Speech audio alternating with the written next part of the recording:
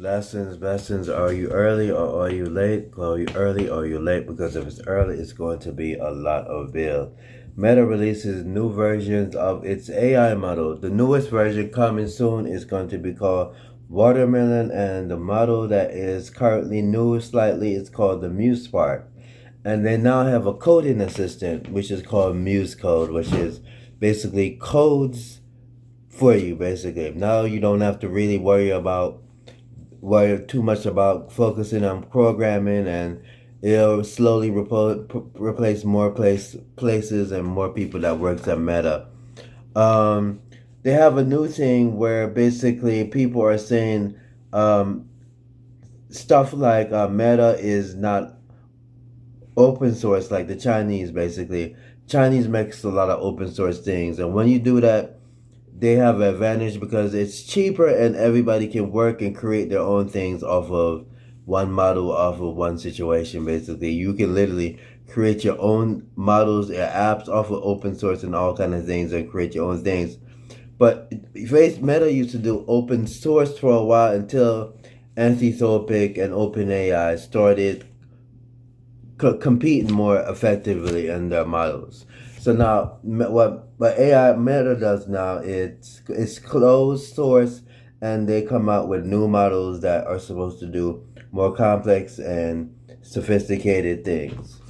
The model Spark was developed under Alexander Wang. Alexander Wang is a researcher. He's about the age of 29. He's not even that old, and he was a AI entrepreneur who Meta hired to be his chief AI officer, basically over research, basically where he literally makes sure everything, basically all the newspapers being plugged in, that they're literally recording the text and the words and the videos and the thing that they're searching the internet through that goes to. He makes sure it goes through well and formulates it and formats it in a good way, so it would train the models basically.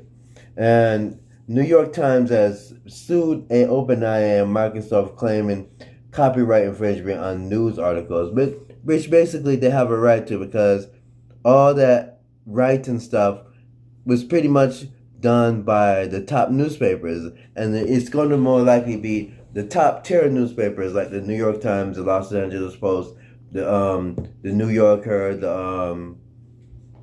even some newspapers here locally, like the Plain Dealer, the Sun, and the Chicago Tribune. These newspapers are pretty much what AI feeds off of, basically. Especially in the early days, and pretty much now, it just literally takes the articles that the same writers are writing and simply makes these models and replace more writers and more video people and more creatives and more programmers.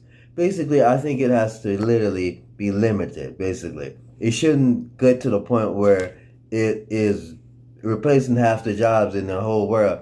OpenAI is going to make over 800 billion the first round of literally going public. They're going to make 800 billion. And Facebook only makes 60 billion now, and OpenAI is going to be making 800 billion. Wow, that is really interesting. Facebook made 60 billion last year. OpenAI plans on making 800 billion. And what was happening in the New York Times is they're queuing these things in these chatbots differently now. Yeah, to clarify, the chat box usually now queues articles of the news that are on the web. So, for instance, the New York Times has an article, or the Washington Post has an article, and it's in there. The chat bot usually just takes the whole article and sums it up in a format, basically now, and it is actually a justifiable case, because all it does is reduces traffic to their website.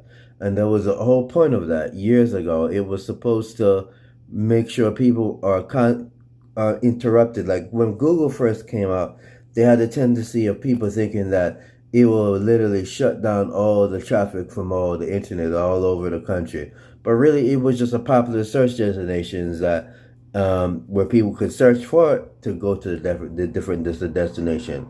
So because of that lawsuit years ago, when people are the city people were suggesting things like that years ago.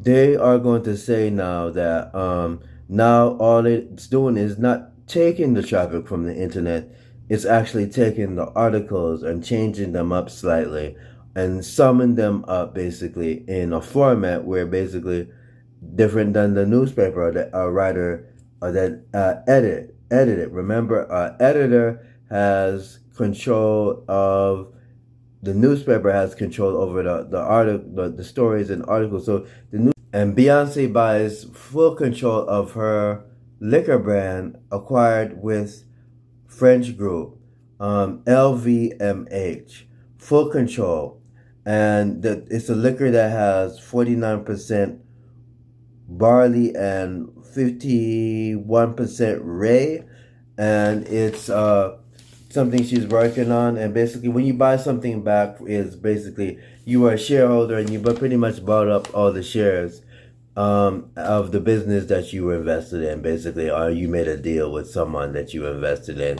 So basically, she acquired that, and pretty much that's it. And Google that and see, check out Beyonce's liquor brand LVMH, and named after her great grandfather, basically, who was a moonshiner in the country, basically.